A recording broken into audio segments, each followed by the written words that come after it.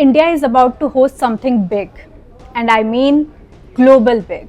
From UAE's Mohammed bin Zayed to France's Emmanuel Macron, leaders from across the world are converging for a mega tech conference that should ideally set the tone for a major and concerning phenomenon.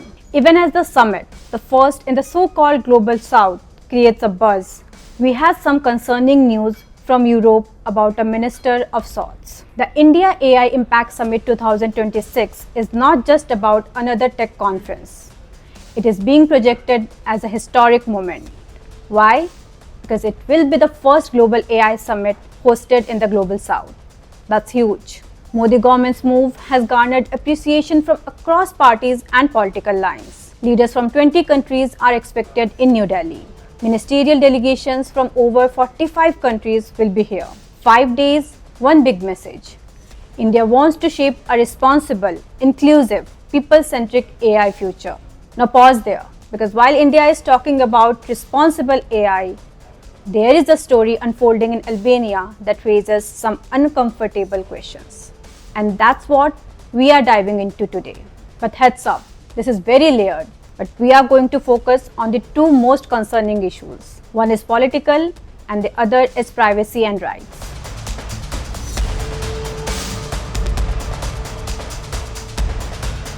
So here is what happened. Albania launched what it called the world's first virtual government official, an AI minister named Diella, launched in September 2025 by Prime Minister Edi Rama. The idea?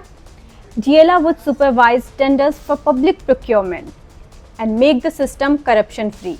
Sounds futuristic, right? Clean governance, algorithm-driven transparency.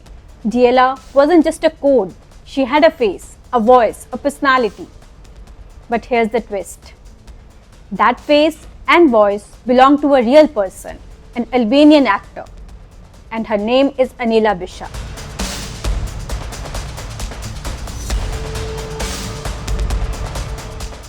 Anila claims she never consented to her identity being used the way it is being used now.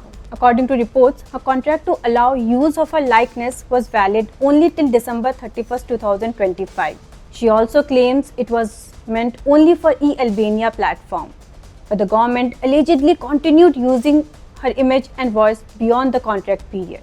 She has now filed a case against the Council of Ministers, a private company involved in the project and Albania's National Agency of Information Society. In a very complicated media and information security landscape, she kept her arguments simple. It's an exploitation of my identity and my personal data. That's a very strong statement.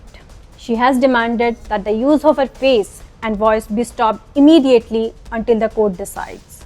And there's more. She claims the agency even filed a patent on her image and voice without informing her.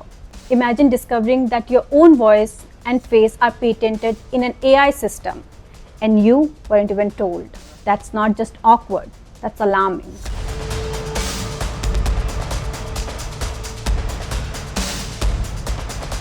Now let's talk politics, because of course it was political. It was done to a citizen by their own government. Prime Minister Edi Rama had earlier floated the idea of even an AI Prime Minister. Diella was meant to symbolize clean governance, a system that would eliminate corruption from public tenders. But critics questioned accountability. If an AI minister makes a decision, who is responsible? The coder, the government, or the algorithm? Transparency becomes tricky when decision making is automated. And now, with a legal battle over identity rights, that political experiment is facing scrutiny. If Diella loses her face, literally, the entire symbolic power of the project weakens.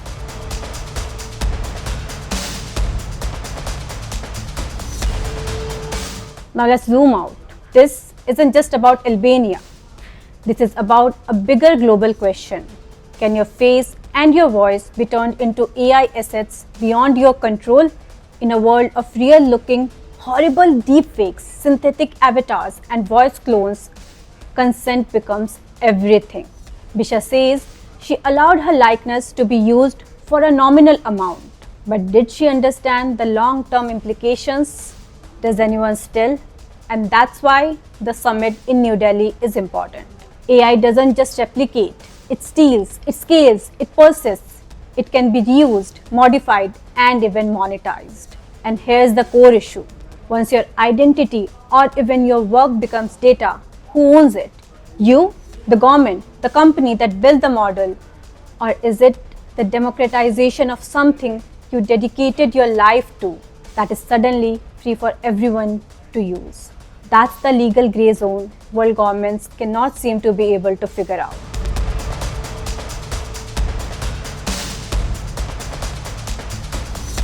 Now let's circle back to India. As New Delhi hosts the India AI Impact Summit 2026 and talks about leading the global AI conversation, this Albanian case becomes a live case study. If we are serious about responsible AI, then consent, privacy, and accountability cannot be side notes. They have to be central, because in the end, AI governance won't just run on code, it will run on trust.